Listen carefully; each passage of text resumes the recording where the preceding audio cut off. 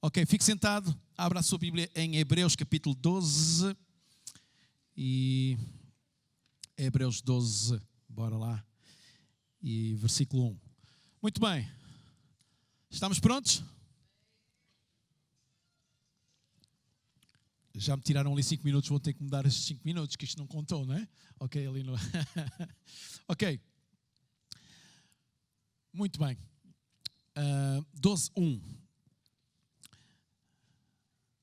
Diz, estamos, pois, rodeados por esta enorme multidão de testemunhos de fé. Portanto, afastemos de nós o peso que nos impede de andar e o pecado que tão fortemente nos prende e perseveremos na corrida que Deus nos propõe. Uau! O ano 2020 é um ano de corrida.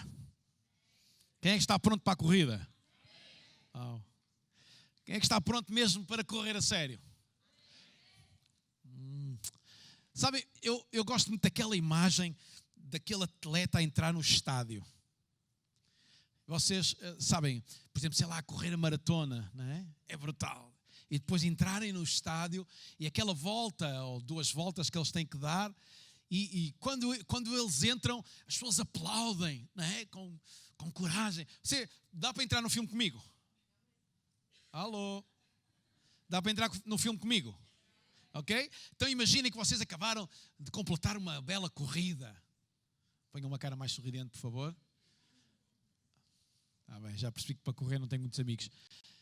E entraram no estádio, cansados, venceram chuva, venceram frio, venceram fome, venceram sede, venceram uma série de dificuldades, cãibras, dores nos pés, apetecia-vos parar, já doía o pescoço, já doía os olhos, doía tudo. E de repente entramos num estádio e está cheio de gente. E nesse estádio começam-nos a aplaudir. E o que é que acontece connosco? Morremos. Não, o que é que acontece connosco? Parece que de repente ganhamos o quê? Um novo? Ajudem-me lá, um novo ânimo, não é? E depois estamos ali nas últimas voltas. A verdade é que as dores continuam lá, as dificuldades continuam lá, mas de repente, no meio, o ânimo de ver as pessoas a aplaudirem encheu o nosso ego, deu-nos ali um pico de adrenalina e parece que superamos as dificuldades e ganhamos mais força a correr. E terminamos aquela última corrida. Mesmo que tenhamos terminado em último lugar, terminamos como se fosse o primeiro. Verdade ou não? Então mesmo, isto no primeiro domingo do ano está mesmo jeitoso.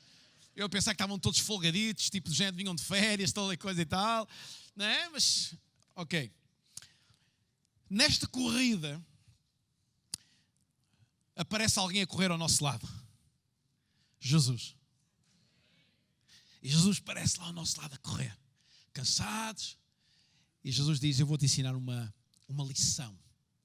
E nesta tarde eu gostava que nós refletíssemos sobre a lição que Jesus nos quer ensinar. Mas a lição que Jesus tem para nos ensinar não é uma lição qualquer, é uma lição de vida. Significa que não é uma meia verdade, é uma verdade absoluta. E aquilo de que nós vamos falar nesta tarde é de uma verdade absoluta que este gigante Jesus nos quer ensinar. Alguém está comigo ainda?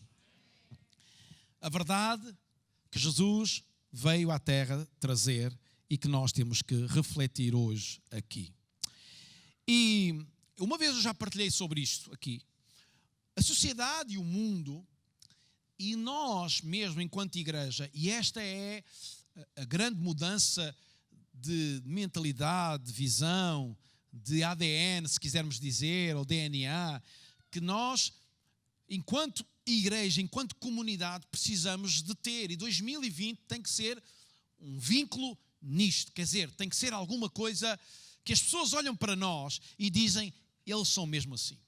O mundo hoje tem esta característica de etiquetar muitas pessoas. Isto é, as pessoas estão arrumadas por raças, por etnias, por extrato social. Verdade. Vamos pensar juntos. Muitas vezes as pessoas de um extrato social que o dinheiro lhe permitiu alcançar, estão aglomeradas e vivem num domínio assim, desta forma. Pessoas que sofrem muito doenças, parece que se acumulam com pessoas que sofrem muitas doenças. Então, as pessoas estão etiquetadas, digamos assim, por circunstâncias que as envolvem. Jesus veio nos dizer uma coisa e uma lição para a vida. Que enquanto igreja tem que ser uma verdade absoluta no nosso meio. Não pode ser uma verdade relativa. E eu espero que todos entendam a diferença entre uma verdade relativa e uma verdade absoluta. Quando nós conduzimos e na estrada, prioridade é uma verdade não absoluta, mas relativa. Porque se você, por mais que tenha prioridade, não estiver atento, quem vem do seu lado, mesmo que você tenha prioridade, ele pode bater em si. Era uma prioridade absoluta se você pudesse passar com toda a certeza de que ninguém vinha de lá. Então é uma prioridade relativa, você tem que ter atenção. Há circunstâncias que podem ultrapassar aquilo que é as regras. Uma verdade absoluta é uma verdade que é indiscutível. E Jesus veio trazer uma verdade ao mundo indiscutível. Que Ele, os céus, o amor de Deus é para todas as pessoas. Para todas as pessoas. Não há etiquetas nas pessoas. Não há estratos sociais, não há guetos, não há gangues, não há nada. E a igreja está no mundo para trazer exatamente este tipo de mentalidade. Uma verdade absoluta que nós pregamos a este mundo e trazemos a este mundo. Mais do que palavras que são trazidas daqui. E por alguma razão eu quis descer para que isto não possa ser uma verdade que se diz do púlpito, mas que seja uma verdade que nós vivemos. Igreja é desfazer diferenças. A igreja é desfazer muralhas. A igreja é desfazer tudo. E é por isso que para mim é uma alegria. Como aconteceu hoje. Pessoas que trouxeram amigos, conhecidos, e logo vieram ter comigo. Pastor, venha conhecer alguém que eu trouxe. Porque é isto mesmo. A igreja tem que ser acessível a todos. Porque a igreja está no mundo para transmitir o amor de Deus. E esta é a verdade absoluta que Jesus vem trazer. Claro que há pessoas diferentes. Claro que há pessoas diferentes, difíceis, complicadas. E nós somos umas delas e estamos cá nesta tarde. E Jesus nos ama desta forma incondicional. Diz lá quem está ao teu lado, Jesus ama-te. Mas diz isso com alegria, que parece que estamos todos com tristeza.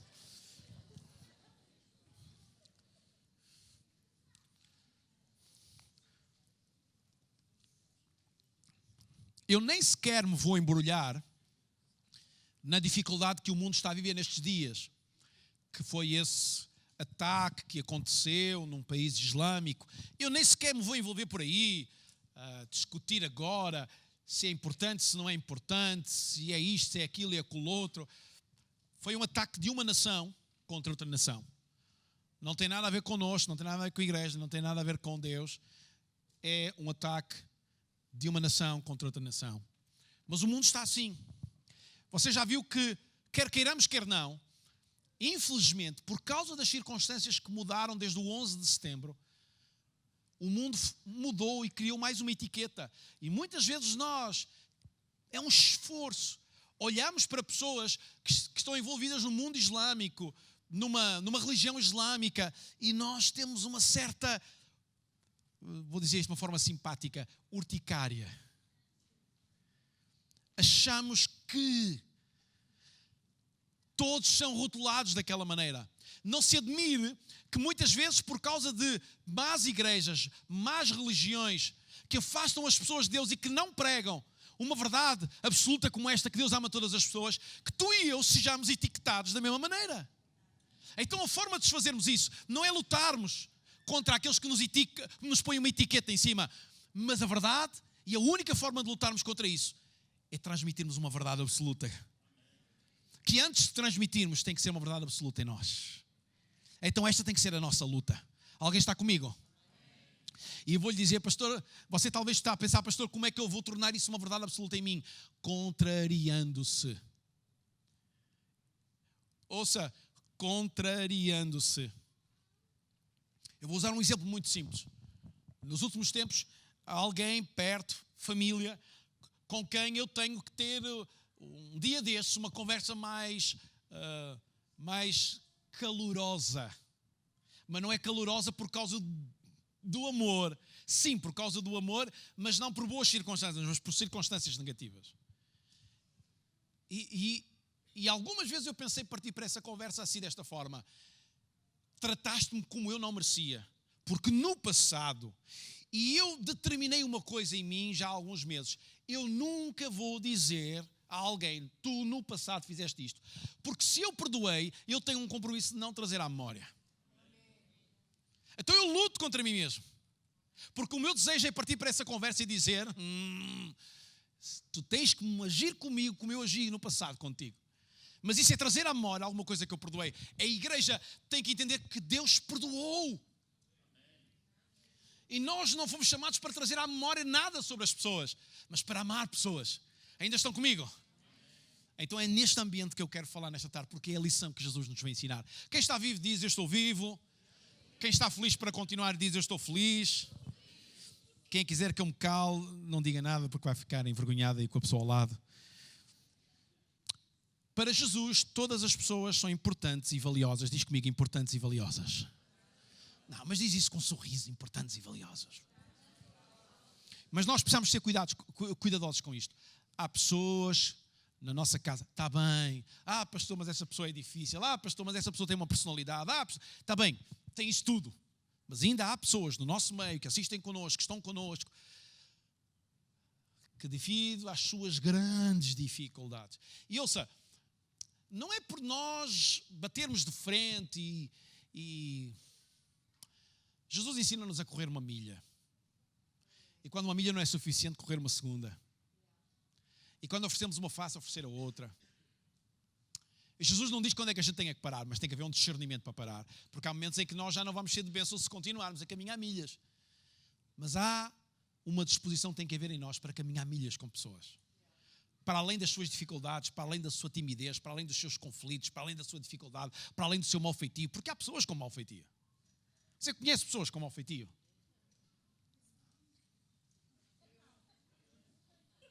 Isso é só gente abençoada. Ninguém conhece gente com mau feitio. Mas nesta igreja nós precisamos de nos tornar pessoas que estamos dispostas a caminhar uma segunda milha. Porquê? Porque Jesus ensina-nos uma verdade absoluta. Qual é? Que todas as pessoas são importantes e valiosas. E Jesus quer ensinar-nos esta verdade e dizer, eu amo a todos e quero que a minha igreja seja como eu. Vá lá, olha, nem vamos lá, sabemos dizer de cor. O que é que diz João 3,16? Porque Deus...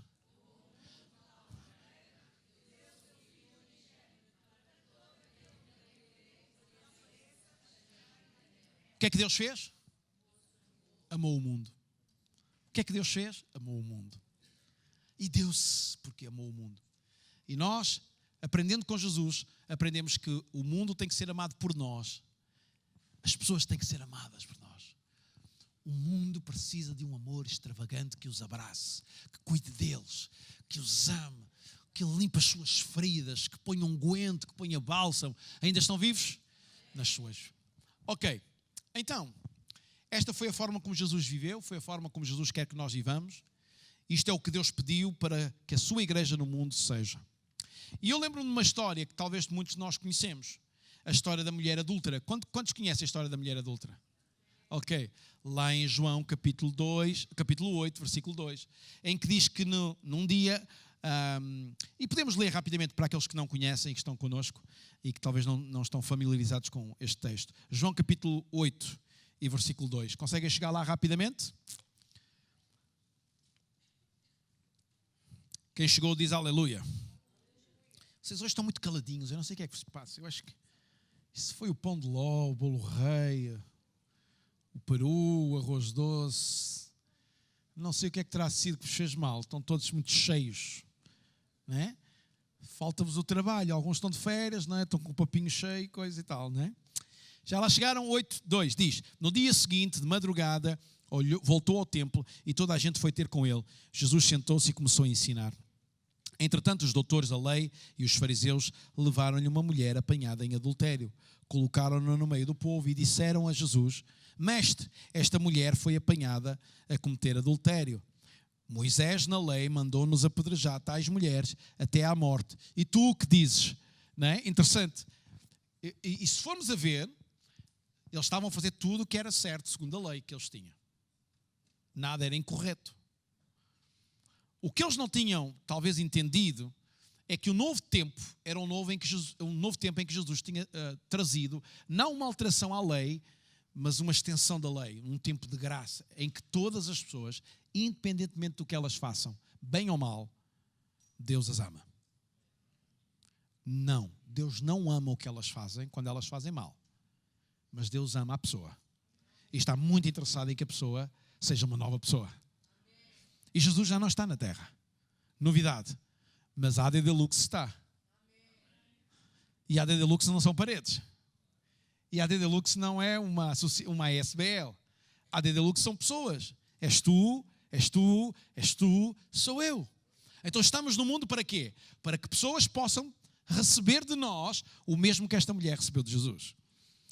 E no versículo 6 na minha Bíblia diz: eles puseram-lhe então esta questão, porque queriam apanhá-lo em falso para depois o acusarem. Jesus, porém, inclinou-se e começou a escrever no chão com o dedo. Mas como continuavam a interrogá-lo, levantou-se e disse-lhes: aquele que entre vós que nunca pecou, ou aquele de entre vós que nunca pecou, atire-lhe a primeira pedra. Jesus inclinou-se novamente e continuou a escrever no chão. Ao ouvirem estas palavras, foram saindo dali um, a começar pelos mais velhos, e só lá ficou Jesus e a mulher ao pé dele. Jesus então levantou-se e perguntou-lhe: mulher, onde estão eles? Ninguém te condenou? Ninguém, Senhor, respondeu ela. Também eu não te condeno, disse Jesus. Vai-te embora e daqui em diante não tornes a pecar. Que atitude que nós somos desafiados em 2020 a ter. Alô? Quem é que está aqui que gosta de ser perdoado? Quem é que está aqui que gosta de ser amado? Vocês hoje nem a dizer que gostam de ser amados, nem perdoados, põe assim um sorriso daqueles lindos. Quem é que gosta de ser amado? Quem é que gosta de ser perdoado? Gostam? Quem gosta de, em vez de o acusarem, dizerem: anda cá, vou-te dar um abraço. Gostam disso? Gostam que curem as vossas feridas e as vossas dificuldades com aquele abraço que desfaz todas as barreiras? Foi isso que Jesus fez. Jesus não se esqueceu que ela tinha pecado. Porque se ela não mudar de vida, a consequência da vida que ela levava, ou iria continuar a levar, iria levá-la a um desfecho muito mau. E eu quero te dizer, não é por nós condenarmos pessoas por causa do que elas fazem, que elas vão mudar de curso de história. Falar-lhes do amor de Jesus e exemplificar esse amor de Jesus através da nossa atitude de abraçar e de ultrapassar a dificuldade, vai desafiá-los a um comportamento diferente. Mas você pergunta: mas se isso não a mudar, às vezes precisamos de usar mais força? Não, há coisas que não é pela força nem pela violência. Ouça, como é que você faz com o seu filho que é teimoso? À 10ª vez, se ele continuar a ser teimoso, parte-lhe os ossos todos. É isso que você faz. Mas às vezes, na nossa atitude e no nosso comportamento, parece que somos iluminados e que estamos acima de toda a sociedade, partimos os ossos, a mentalidade, partimos o coração, destruímos vidas. Nós precisamos ser uma igreja que é a igreja que Deus quer que nós sejamos. Uma igreja que ama pessoas e diz: eu não estou aqui para te atirar pedras, mas estou aqui para te dizer que Jesus te ama e te perdoa e te quer transformar e quer que tu tenhas uma nova vida. Alguém pode gritar amém? Alguém pode gritar aleluia? Foi por isso que nesta tarde nós cantamos aquele segundo cântico que fala da graça de Deus. Eu gosto tanto daquilo, eu gosto tanto daquele cântico que ele declara: Jesus, redenção és. Não há outra redenção para a nossa vida, não há outra salvação, não há mais ninguém, nenhuma igreja salva, nenhum outro nome pode salvar, só Jesus. Será que eu nesta tarde tenho pessoas que podem gritar o nome de Jesus? Alguém pode gritar Jesus e pôr um grande sorriso? Alguém pode dizer: Jesus mudou a minha vida? Alguém pode dizer: Jesus mudou a minha história? Alguém pode dizer: Jesus mudou a minha eternidade? Você já viu o que é fantástico? Todos nós estávamos condenados a um inferno, a um sofrimento, a viver longe de Deus. E quem é que nos conduzia para lá? Muitas vezes, pessoas que na sua boa intenção agiam mal. E faziam mal, e escravizavam-nos, e oprimiam-nos. E nós não percebíamos a liberdade que tínhamos em Jesus. E muitas vezes nós caminhávamos alegremente para o inferno, mas Jesus amou-nos e abraçou-nos. E a imagem que eu tenho de Jesus na minha vida é que quando eu caminho para longe dele, ele está agarrado, se for possível, ao meu pé, e a dizer: volta para trás. Aleluia. Isto era um momento que se isto fosse uma igreja a sério, ficavam de pé, aplaudiam, gritavam, aleluia.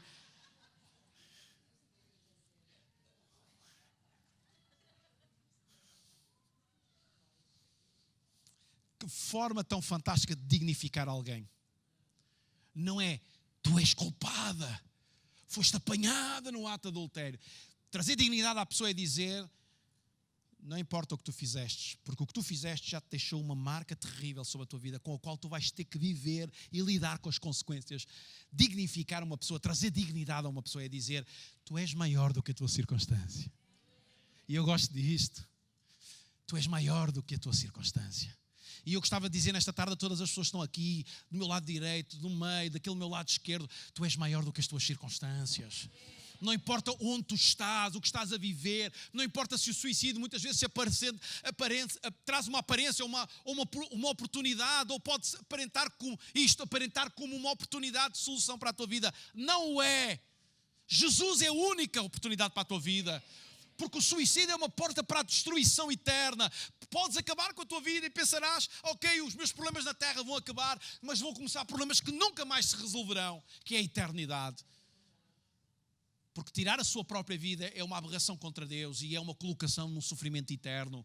Por isso, nesta tarde, eu quero te dizer, não penses no suicídio, não te abraces em enredes com uma depressão, não te abraces nem enredes com circunstâncias negativas. Tu és maior do que isso. E por isso a semana passada e esta semana eu falei muito sobre uma igreja que nós precisamos ser uma igreja que o mundo não é digno de nós. Não é por causa do que nós somos, mas porque nós lidamos com circunstâncias e conseguimos vencer essas circunstâncias. E quando lemos aquele texto de Hebreus, que ontem na nossa vigília de oração, falar nisso, quantos sabiam que ontem houve uma vigília de oração? Gostei de vos ver aqui às 6 da manhã. Deus vos abençoe. Para quem não sabe, eu estou a ser irónico, é só isso. Ontem começámos às 6 da manhã a orar e podemos ler Hebreus 11, aquele texto todo, e que declaração. Eu gosto quando diz que aqueles que amavam a Deus viviam nas cavernas e escavavam buracos para viver. Mas diz, o mundo não era digno deles. Quem eram eles? Pessoas que na sua atitude abraçavam pessoas. E eu imagino que os cristãos do primeiro século, muitos deles foram assim, e aqueles que andavam com Jesus eram assim, perseguidos, ou aqueles na época logo a seguir a Jesus, perseguidos, maltratados, humilhados, mas eles amavam pessoas. O que é que os fazia em Roma, andarem nas catacumbas de Roma e encontrarem-se? Ouça, diz o texto de Hebreus 11 que quando eles estavam a ser torturados, eles preferiam a morte ao parar a tortura, porque para eles era mais importante ter a certeza, ser fiel a Jesus e estar com Ele na eternidade, do que se libertar de uma tortura. Uau! Quem eram estas pessoas? Pessoas que amavam os outros, pessoas que seguiam o exemplo de Jesus. Alguém pode dizer aleluia, alguém pode dizer glória a Deus, alguém pode... ajudem-me nesta tarde. Qual deve ser a postura da igreja se te consideras um reflexo de Jesus? Realmente amamos quando valorizamos e dignificamos as pessoas. Sem qualquer tipo de prejuízo para a nossa vida, aceitamos as pessoas como elas são. E não pensamos nas regras. Regras afastam pessoas de tudo. Está cá ou não? Alguns de nós, quando às vezes temos que concorrer a subsídios ou a circunstâncias, e quando abrimos o livro de regras, perdemos-nos logo ao início. E o que é que a gente faz? Telefona para um amigo que já tenha passado por uma experiência para nos ensinar o caminho mais curto. Verdade ou não? Porque nós não gostamos de regras. E claro que as regras nos ajudam-nos a ser mais objetivos, a acertar melhor. E a palavra de Deus, mais do que trazer regras, a palavra de Deus é uma expressão daquilo que Deus é e como Deus quer relacionar-se connosco. Claro que tem que haver algumas regras, porque quem quer relacionar-se com Deus tem que perceber quem Ele é e não pode viver numa atitude de ofendê-lo. É como em tudo na vida, nas circunstâncias que nos rodeiam. Quando nós nos relacionamos com alguém, quando temos intimidade com alguém, nós percebemos que tem que haver uma regra que mantenha a nossa relação a funcionar. Com Deus é a mesma coisa, é evidente. Mas quantas vezes a igreja e quantas vezes a religião criou regras que afastou as pessoas de Deus. Ouça, nós não estamos aqui para criar regras, nós estamos aqui para abraçar pessoas, para amar pessoas e trazer dignidade às pessoas. Posso ouvir um amém ainda, outra vez? Jesus demonstrou então que o Espírito de Deus, Pai, é abraçar todos. Há uma história interessante, que é a história de Mateus. Eu gostava que você fosse lá comigo a Mateus, capítulo 9. Mateus 9. E eu vou terminar dentro do tempo.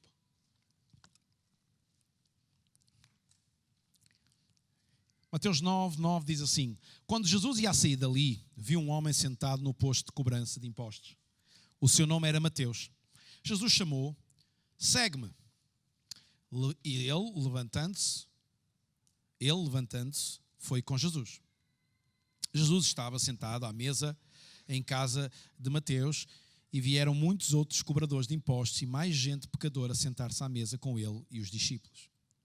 Ao verem isso, os fariseus perguntavam aos discípulos: por que é que o vosso mestre se senta à mesa com os cobradores de impostos e gente pecadora? Diz comigo, gente pecadora. Diz comigo, Jesus andava sempre com eles. Jesus ouviu isso e explicou: não são os que têm saúde que precisam de médico, mas sim os que estão doentes. Vão aprender o que significam estas palavras da Escritura: prefiro a misericórdia e não os sacrifícios. Eu não vim chamar os justos, mas sim os pecadores. Uau! Eu gosto de Jesus a dizer assim: vão ler a Bíblia. Não havia Bíblia, mas vão perceber as Escrituras. E eu acho que o ano de 2020 é um ano em que nós precisamos muito ler a Bíblia. Agora quero um amém. Você já que dia é hoje do mês? Não percebi. 5. Não se esqueçam que nós, a semana passada, estabelecemos um compromisso. Quero ler a Bíblia durante o ano de 2020. Eu espero que você já tenha 5 dias de adianto. Senão vai ter que recuperar. Vamos ler a Bíblia. Vamos ler a Bíblia e perceber que Deus ama a misericórdia mais do que os sacrifícios. Há gente que gosta muito do sacrifício. Né? Se a coisa fosse oferecer 2 pombos mais 2 pombos igual a 4 pombos, era uma coisa maravilhosa. Ofereciam os 2 pombos mais os 2 pombos e ficavam descansadinhos. Há gente que acha que no Velho Testamento a coisa era mais fácil, porque era só oferecer um sacrifíciozinho e seguir a vida. Mas você já viu o tipo de mentalidade que isto hoje era perigoso vivermos? Que era do género: vou viver uma semana a pecar e a fazer tudo o que me apetece. Curtir segunda-feira, terça-feira, quarta-feira, quinta-feira, sexta-feira, sábado e domingo. Vínhamos todos para aqui e pum, matámos os animais. Terrível, não é? Como é que a gente fazia se Jesus viesse na terça-feira a seguir, depois de a gente ter pecado na segunda? Tudo perdido. Terrível! E há gente que está muito agarrada à lei. E Jesus diz a eles: vocês não perceberam nada, vocês andam aqui há tanto tempo, e era gente que sabia da lei. Vocês têm que entender que eu amo mais a misericórdia do que os sacrifícios. E aquilo que nós estamos aqui a fazer nesta tarde é misericórdia. Muitos de nós podíamos estar em casa, mas a razão pela qual convidamos pessoas para estarem aqui connosco, que ouvir falar de Jesus, é porque nós amamos pessoas. Misericórdia. E a razão pela qual vocês estão aqui nesta tarde, em vez de estarem no vosso sofá a engordar ou a ver um filme e a ouvir o vosso pastor, é por misericórdia por mim. Estou a provocar ao menos aqui uma risada que... Aleluia. Vou terminar assim. As pessoas sempre querem que a igreja seja limpa, estruturada, para mais facilmente ser controlada. Mas Jesus nos ensina que a sua igreja é um hospital, é uma maternidade e, como ouvimos desde a nossa conferência, é um aeroporto. É um hospital porque em muitos lugares, em muitos momentos, as pessoas são curadas das suas feridas. Entram partidos, cacos, entram esquecidos por todos, como se todos quisessem apedrejá-los. E pela misericórdia de Deus que flui da nossa vida, as pessoas são saradas. Segundo, é uma maternidade, porque a pessoa nasce para uma nova vida, para uma nova esperança. E porque não pensarmos que é um aeroporto, a pessoa embarca numa nova aventura na sua vida. E é por isso que há gente que está aqui nesta tarde, que está a olhar para mim e sabe, e sabemos a história que passou e os momentos que passou, e hoje está aqui feliz. Hoje está aqui numa nova oportunidade, numa nova certeza. Porquê? Você está a voar numa nova história. A voar numa nova história. Diz lá quem está ao teu lado, o pastor está quase a acabar, por isso vou dizer esta última vez. Agora vai dizer o que é que eu vou dizer? Há uma nova história para ti. Portanto, a igreja é um lugar onde as portas estão abertas a qualquer pessoa. E qualquer pessoa pode entrar. A igreja tem que ser muitas vezes um pouquinho o caos. Porque você já entrou no hospital? Já, não é? Há momentos em que aquilo quase que parece um hotel. Mas não é bem um hotel que a gente gosta muito de ir. Mas há momentos em que as coisas viram um caos. Quando alguém entra em SOS e de repente tem que vir as equipas todas e operar e cuidar e as máquinas a apitar por todo lado. Mas para que haja solução há um pouco de caos. Certo? E muitas vezes a igreja tem que ser um lugar onde o caos existe para que pessoas usadas por Deus possam trazer solução para a situação. É por isso que muitas vezes tu passas por alguns caos. E é por isso que faz sentido, quando estás a passar por caos, não abandonares a igreja. Onde tu, muitas vezes, foste inspirado, onde muitas vezes tu riste, onde muitas vezes tu choraste. Não há razão nenhuma. Ouça, eu vou falar profeticamente para os 12 meses e para os 366 dias de 2020. Não há nenhuma razão para em 2020 tu abandonares a igreja. Nenhuma. Porque no teu caos, aqui sempre, quando as coisas não fizerem sentido, quando as máquinas dentro de ti apitarem por todo lado, quando tu já estiveres desnorteado e já não te apetecer ver ninguém, nem estar com ninguém, vem. Porque Deus vai se usar de pessoas que vão fazer não respiração boca a boca, fique descansado, mas bater nesse coração para que ele ressuscite. E o mais interessante, e vou terminar assim, é que tu de repente vais saltar do leito, do trazer, do ressuscitar, do vir para a vida, para passado umas semanas estás a entrar dentro de um avião para uma nova aventura. Com Deus é assim, é tudo radical, é tudo fora de vulgar. É por isso que aquela mulher, voltando ao início, foi levada a Jesus para ser o quê? Aquela gente tinha muito pouco de igreja. Ouçam bem, aquela gente tinha muito pouco de igreja, porque o que aquela gente fez foi mulher de Deus, que não era de Deus, anda cá. Aquela gente era, o que é que estás doente? Agora é que vais ficar curada, anda cá. Foi ou não foi?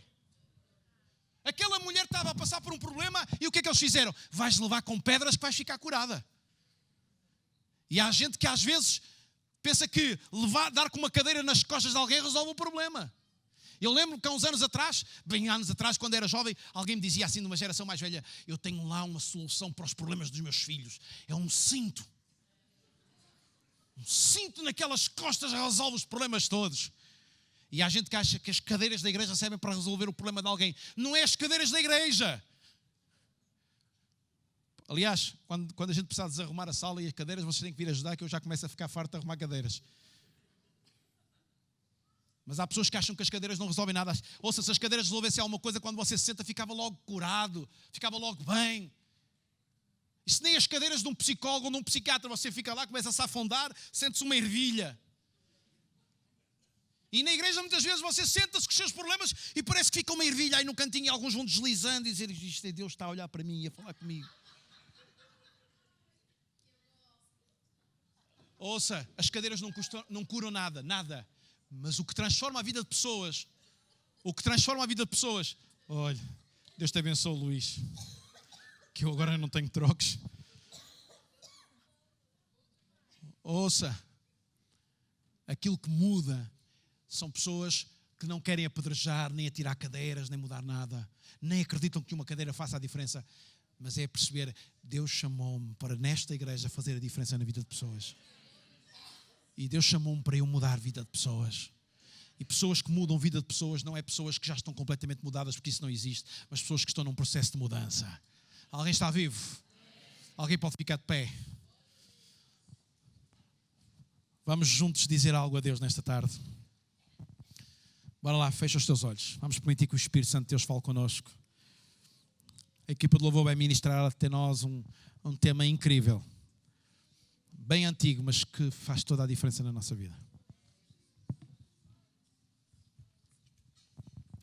E eu gostava que tu, no teu lugar, tu pudesses permitir que o Espírito de Deus comunicasse contigo.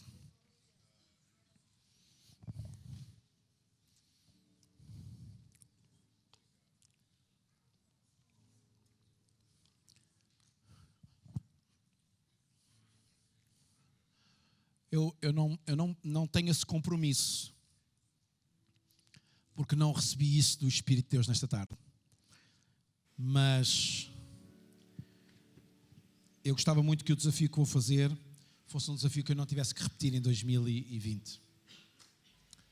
Mas percebemos neste fim de ano que há muita gente cansada.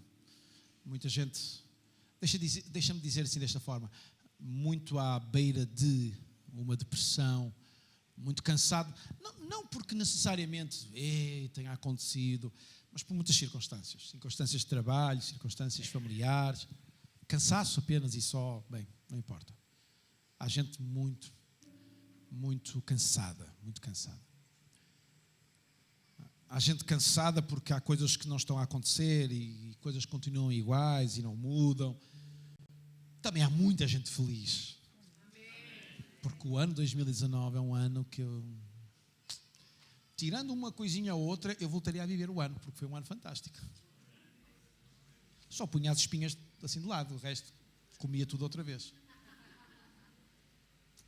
Mas esta tarde eu gostava de trazer um desafio de sarar. Sarar, um desafio de tipo do género, quem vier cansado, aflito, quem vier, sei lá, apenas porque sim, porque está mal, vai encontrar aqui alguém que o vai abraçar e que quem vier orar por ele vai orar no sentido de curar as suas feridas e dizer, Deus tem misericórdia de ti, Deus te ama, Deus... Bora lá.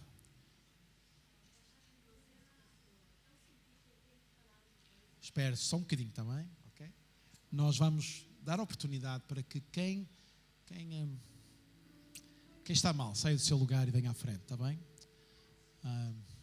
Enquanto este canto que é ministrado à nossa vida, nós vamos dar a oportunidade para tu sair do teu lugar, vir aqui, está bem? Bora lá. Só vamos fechar os nossos olhos, só para ficarmos um bocadinho mais concentrados. Eu não sei quem virá, nem estou preocupado se vem ou não vem alguém. Eu só tenho que dizer aquilo que o Espírito de Deus colocou no meu coração, mais nada. O resto é história. Pessoas cansadas vão sair do seu lugar e vão vir à frente. E a igreja hoje não vai olhar para nenhuma destas pessoas, se souber alguma das suas particularidades, ou se tiver handicap com alguém, não vai olhar para aquela pessoa e dizer, pois, eu já sabia. Não é nada disso. Hoje vamos amar. E não tem a ver com o facto de estares bem, tem a ver com o facto de amares. E eu queria, por cada uma destas pessoas, porque estão aqui 1, 2, 3, 4, 5, 6, 7, 8, 9, 10, 11, 12 pessoas que precisam de 12 pessoas a amá-las, a orar por elas, a abraçá-las. Bora lá. Há aqui histórias que, se eu fosse contar, tu ficarias admirado. Pessoas que estão aqui à frente. Bora lá.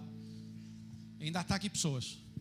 Eu gostava de ver a igreja a vir a orar por elas. Bora lá.